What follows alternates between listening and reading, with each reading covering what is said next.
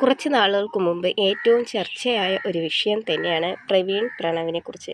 കഴിഞ്ഞ ദിവസം തന്നെ പ്രവീണിൻ്റെ അമ്മായി അച്ഛൻ മരിച്ചു പോയത് എല്ലാവരും അറിഞ്ഞിരുന്നു.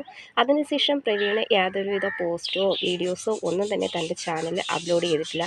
പക്ഷേ ഈ മരണത്തിൻ്റെ വേദനയിൽ ആ വേദനയ്ക്ക് താങ്ങായി നമ്മുടെ കൊച്ചുവും അമ്മയും പ്രണവിൻ്റെ അമ്മയും അച്ഛനും എല്ലാം വീട്ടിൽ വന്നിട്ടുണ്ട്.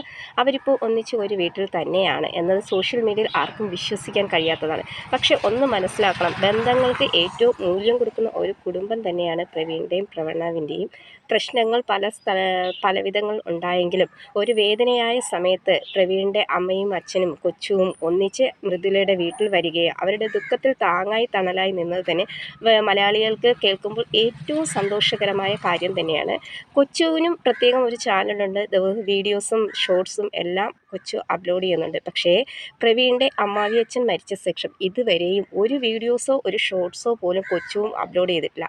എന്തായാലും പ്രവീണും അതുപോലെ തന്നെ കൊച്ചുവും പറയുന്നത്, അച്ഛൻ മരിച്ചു പോയത് കൊണ്ട് ചടങ്ങുകൾ കഴിഞ്ഞല്ലാതെ ഞങ്ങൾ ഒരു വീഡിയോ പോസ്റ്റോ ഒന്നും അപ്ലോഡ് ചെയ്യില്ല എന്നാണ് പറയുന്നത്.